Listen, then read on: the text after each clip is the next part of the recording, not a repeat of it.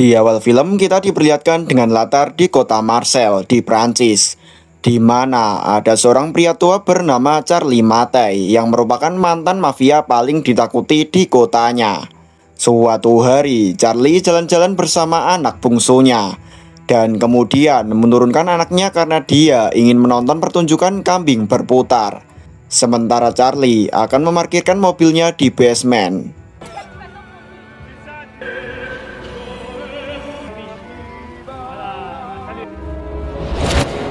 Tiba-tiba 8 orang muncul dan menembaki Charlie dengan sangat brutal, yang mustahil ada orang yang bertahan dari tembakan sebanyak itu, di mana anak bungsunya harus menunggu sendirian ketika sang ayah tak datang-datang untuk menjemputnya.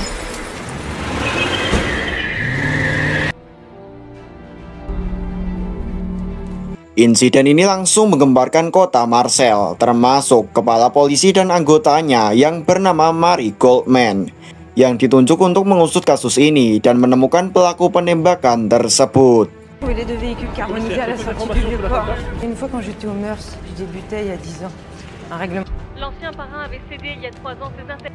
Berkat insiden ini, terkuaklah jika Charlie Mattei adalah mantan mafia yang pernah menjadi penguasa paling ditakuti di kota Marseille.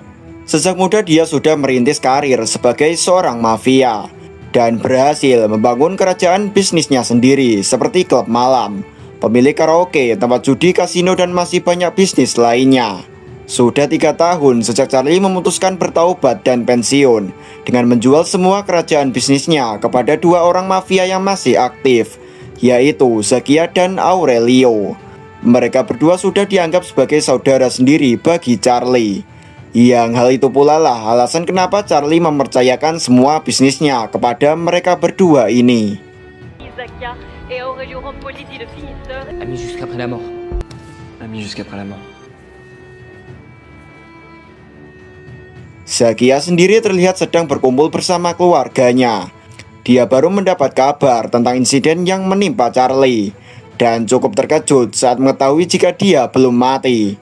Saat itulah kita akan diperlihatkan dengan watak arogan Zakia yang menjewer anak buahnya hanya gara-gara tidak mengetuk pintu terlebih dahulu.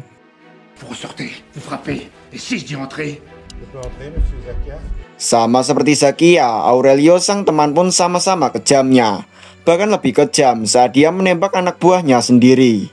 Setelah diketahui mencuri sedikit uang organisasi untuk biaya pengobatan ibunya. Jelas mereka berdua tak kenal ampun, tak ada toleransi dan tak tahu memaklumi. Sehingga keduanya sudah sangat cocok sebagai partner bisnis. Charlie sendiri terlihat sedang terbaring di rumah sakit. Dia dijenguk oleh Mary, yang dengan mulutnya langsung menanyai Charlie yang baru siuman, yang pastinya kepala masih pusing. Boro-boro menjawab pertanyaan, menahan luka bekas 22 butir peluru yang bersarang di tubuhnya saja sudah kesakitan. Malamnya, kita akan melihat seorang pria yang menyamar sebagai seorang dokter, yang pastinya diutus untuk membunuh Charlie di rumah sakit. Namun, jika bukan karena Mary yang memindahkannya ke tempat lain, Charlie mungkin sudah pasti mati.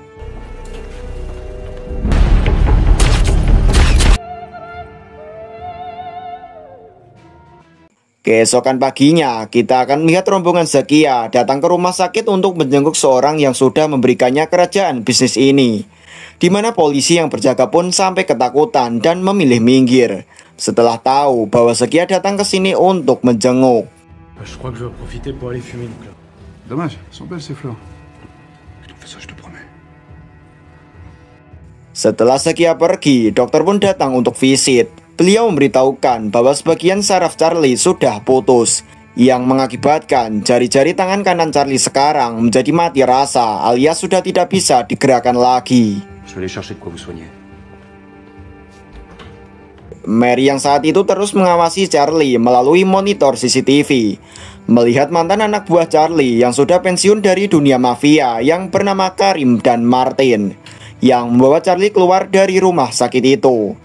Mary yang menganggap hal tersebut sudah di luar prosedur. Tanpa perlu menunggu waktu lama, ia bersama dengan rekan-rekannya segera mengikuti mobil yang dibawa oleh Karim itu. Di tengah perjalanan, Karim mulai menyadari kalau mereka sedang dibuntuti. Ia pun mengabari seseorang melalui telepon untuk mendapatkan petunjuk agar bisa lolos dari kejaran Mary.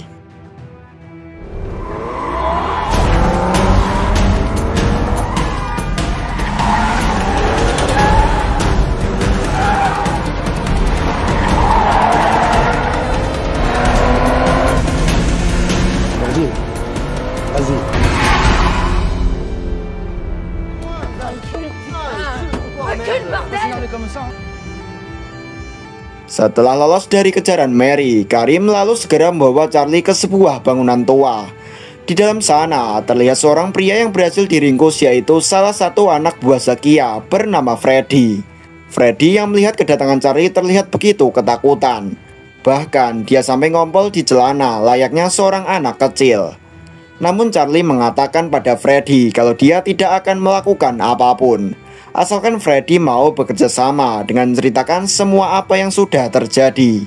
Setelah merasa tenang, Freddy lalu mengatakan pada Charlie kalau dia tidak ikut dalam penembakan yang dilakukan pada Charlie saat itu. Yang Freddy tahu kalau Zakia menyuruh anak buahnya yang lain untuk menghabisi Charlie. Freddy lalu menceritakan kenapa Zakia bisa tega melakukan itu, dimana dulu ketika Zakia dan Charlie masih bekerja sama dalam memperdagangkan narkoba, Zakia berharap bisnis itu akan terus mereka lakukan. Namun ketika Charlie memutuskan untuk pensiun, sementara tinggallah Zakia sendiri yang masih menjalankan bisnis tersebut, membuat Zakia khawatir kalau suatu saat Charlie bakal menjadi penghalang, karena Charlie adalah sosok yang paling berpengaruh di kota itu. Pada akhirnya Zakia pun merencanakan untuk menghabisi Charlie. Charlie yang mendengar pengakuan Freddy tersebut seakan tak menyangka dengan apa yang sudah dilakukan oleh salah satu sahabat kecilnya itu. Padahal beberapa waktu yang lalu Zakia baru saja menjenguknya ke rumah sakit, dan seolah tak ada sesuatu yang terjadi di antara mereka. Saat itu Karim pun menyarankan pada Charlie agar sebaiknya mereka menghabisi Freddy dan melakukan balas dendam pada Zakia. Namun Charlie yang kembali mengingat janji yang pernah mereka ucapkan ketika mereka masih remaja, mengatakan pada Karim kalau dia tidak akan menghukum Freddy dan tetap mempertahankan persahabatannya dengan Zakia, yaitu sebagai sahabat sampai mati. Setelah menyelesaikan masalah di gedung terbengkalai itu, Martin lalu mengantar Charlie pulang ke rumahnya. Seketika tangis haru menyeruak di kediaman keluarga Charlie. Rasa penuh syukur tak terbendung ketika menyaksikan anak, suami, dan ayah mereka pulang dalam keadaan sehat seperti semula. Di sisi lain, Karim yang juga kini berada di rumahnya terlihat sedang bercanda bersama dengan keluarga kecilnya. Namun siapa sangka ketika Karim keluar dari rumah, sebuah mobil box berwarna hitam tiba-tiba berhenti tepat di depan mobilnya yang terparkir. Beberapa orang pria menariknya paksa masuk ke dalam mobil itu, dan mereka adalah anak buah Zakia. Dalam dari penculikan itu ternyata saran dari Freddy, karena dia sakit hati pada Karim yang sempat menyuruh Charlie untuk menghabisinya di gedung terbengkalai saat itu. Awalnya Freddy juga berharap idenya itu bakal mendapatkan perlindungan dan simpati dari Zakia. Namun justru sebaliknya, ia dihabisi oleh anak buah Zakia.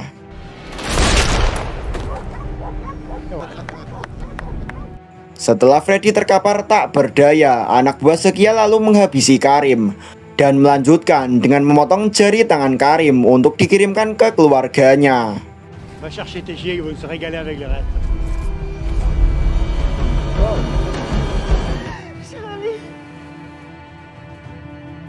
Ketika jenazah Karim, yaitu salah satu sahabat kecil Charlie, akan segera dimakamkan, saat itu juga Charlie menyaksikan keluarga Karim seakan tak dapat mengikhlaskan kepergian suami dan ayah mereka.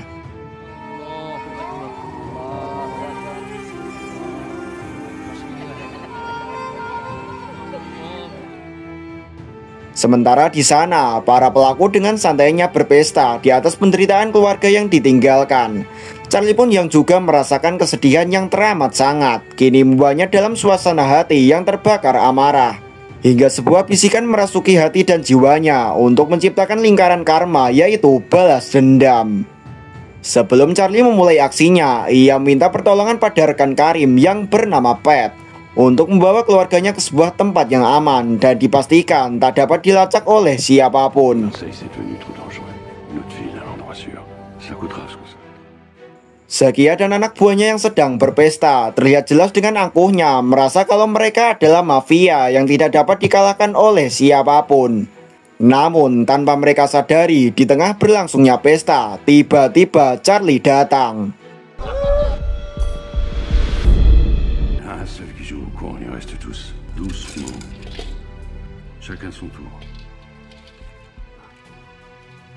Charlie muncul dengan senyap tanpa suara dengan sebutir granat di lengan kanannya. Kedatangan Charlie ke sini bukan untuk membantai mereka semua, tetapi untuk memberikan peringatan sekaligus kesempatan untuk mereka semua bisa pulang dan bertemu dengan keluarga mereka masing-masing. Mereka diberikan waktu supaya bisa meratapi kesalahan, bisa merasakan cemasnya diburu seseorang, merasakan rasa takut akan kematian. Karena nanti Charlie akan muncul kembali untuk membunuh mereka satu persatu. Dimulai dengan salah satu dari mereka yang memang tidak memiliki keluarga sama sekali. Keluarga Charlie sendiri sudah dipindahkan ke tempat aman bersama dengan Pat yang akan menjadi pengawalnya. Sementara Charlie terus melanjutkan perburuannya dengan membunuh salah satu anak buah Zakia, tepat saat dirinya sedang ziarah ke makam putranya. Dan dengan sukarela menyerahkan diri untuk mati setelah menyadari fakta bahwa tidak pernah ada satu orang pun yang lolos dari seorang Charlie Mattei. Insiden ini tentu saja memancing perhatian Mary yang belum selesai membereskan kasus penembakan Charlie. Kini harus menghadapi kasus baru dengan kematian satu persatu anak buah Zakia. Sehingga Mary memutuskan untuk menemui Zakia di kediamannya untuk mencari keterangan barangkali Zakia tahu siapa pelaku di balik kematian dua anak buahnya.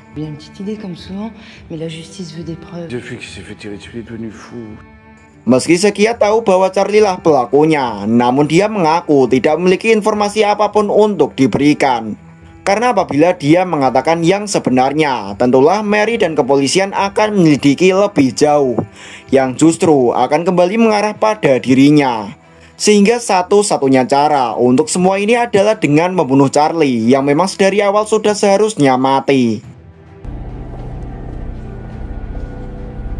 Zakia pun menugaskan satu anak buahnya untuk mengacak-acak rumah Charlie untuk memancing tempat persembunyiannya. Yang benar saja, Martin pun langsung pergi menemui Charlie saat mengetahui jika rumahnya sudah diacak-acak, tanpa sadar jika dirinya sedang diikuti oleh pasukannya Zakia. Sehingga apa mau dikata, mereka pun langsung membombardir tempat persembunyiannya.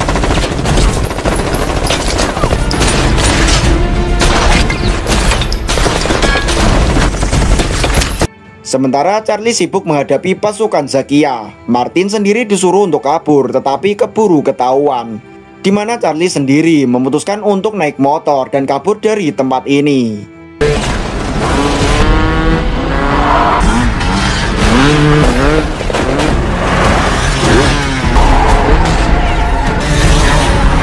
Dengan sengaja, Charlie menjatuhkan dirinya tepat di hadapan para polisi, supaya pasukan Zakia tidak bisa menyerangnya.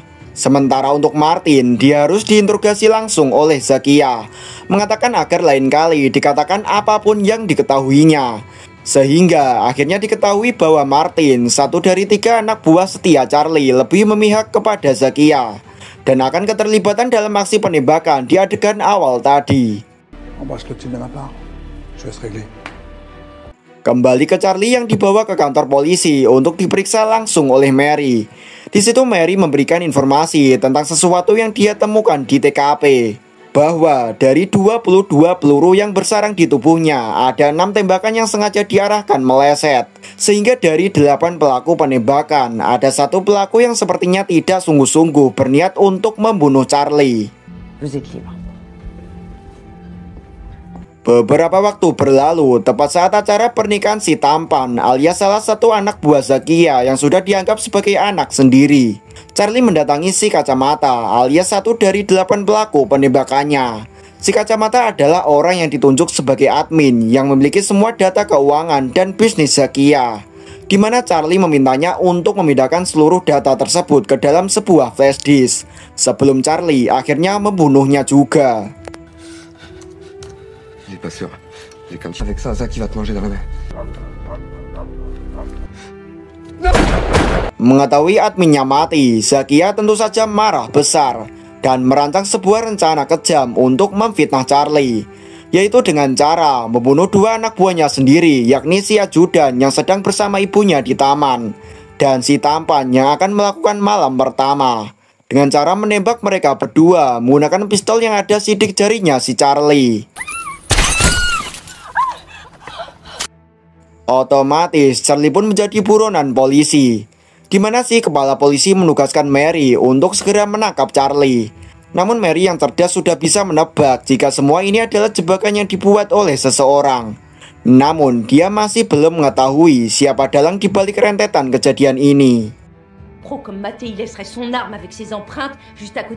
Ketika Charlie menghilang entah kemana, Mary pun mencoba melacak nomor yang sering dihubungi Charlie, yakni nomor telepon keluarganya yang bersembunyi di suatu tempat, di mana percakapan itu berhasil disadap oleh Zakia ketika Mary berkunjung ke kediaman Zakia. Keesokan paginya, kita akan diperlihatkan pada aktivitas pet yang sedang menjemput anak Charlie, yaitu Anatoly, di sekolahnya. Setelah itu mereka bersama-sama menjemput kakak Anatoly, yaitu Eva, yang lokasinya tidak terlalu jauh dari sekolah Anatoly. Namun baru saja beberapa menit mobil berjalan, tiba-tiba muncul sebuah mobil box, di mana beberapa pria bertopeng dengan membawa senjata menembaki mobil mereka, sehingga membuat Pet terkapar saat itu juga.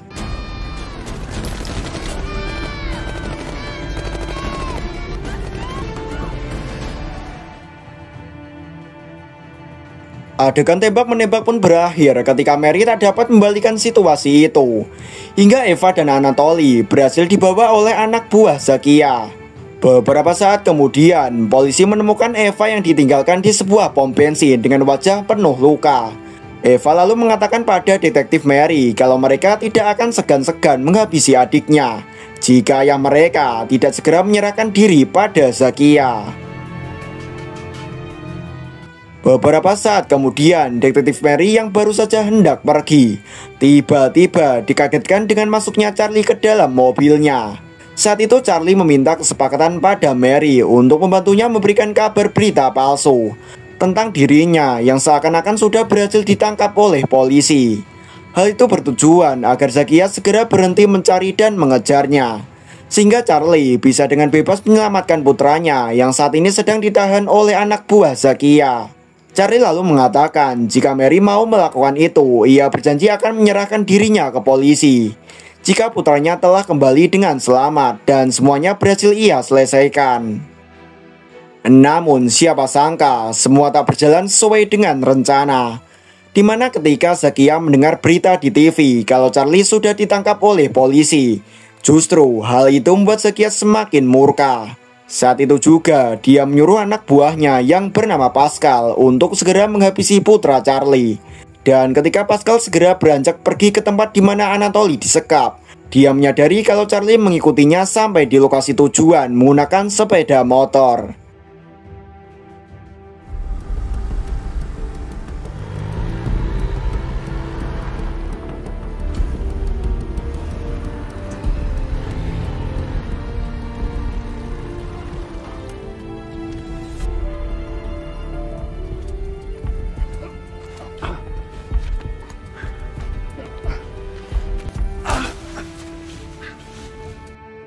Di dalam sana, Pascal yang melihat seorang pria lalu menyuruhnya untuk menghabisi Anatoly sesuai perintah dari Zakia. Namun saat itu, pria tersebut yang tidak tega menghabisi anak kecil, pada akhirnya dia memutuskan untuk menyerang Pascal. Namun dia harus mati ketika mencoba membebaskan Anatoly.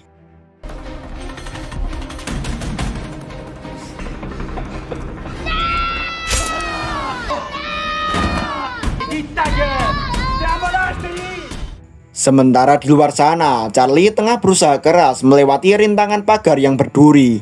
Walaupun sulit hingga membuatnya terluka, tak membuatnya gentar untuk terus menerobos pagar itu. Sampai akhirnya Pascal membawa Anatoly untuk segera dihabisi di tempat lain. Namun tiba-tiba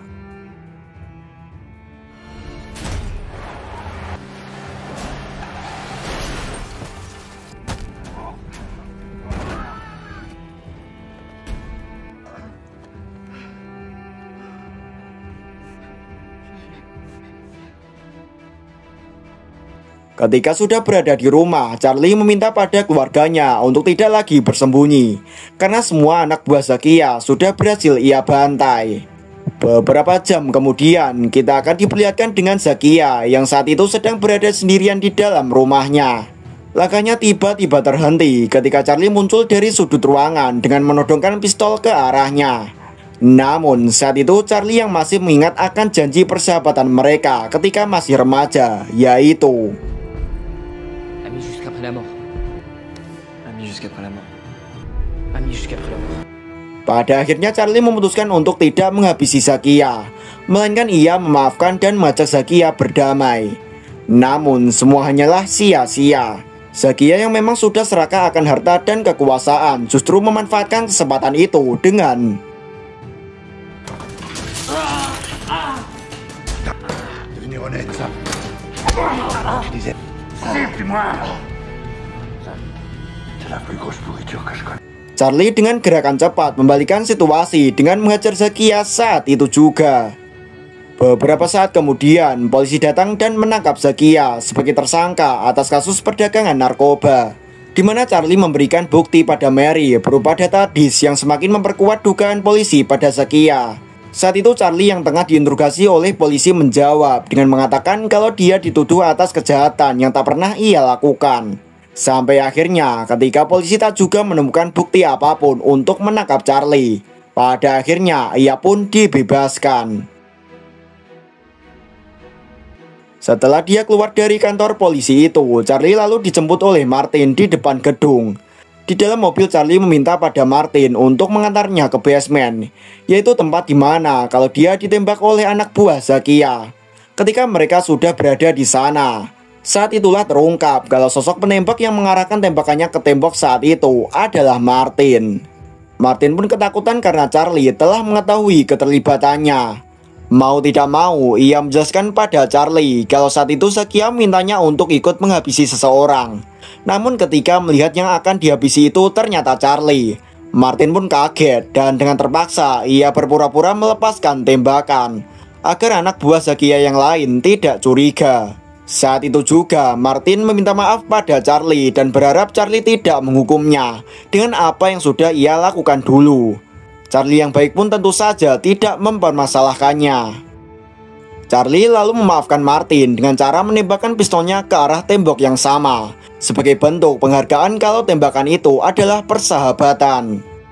Dan di akhir film kita akan diperlihatkan dengan kebersamaan Charlie dan keluarga kecilnya yang sedang berlibur di sebuah pantai. Kini terlintas harapan dalam pikiran Charlie, di mana dia kini bisa menikmati masa tua bersama keluarganya tanpa harus bersembunyi, dan juga tanpa masalah yang selalu datang silih berganti. Dan film pun tamat.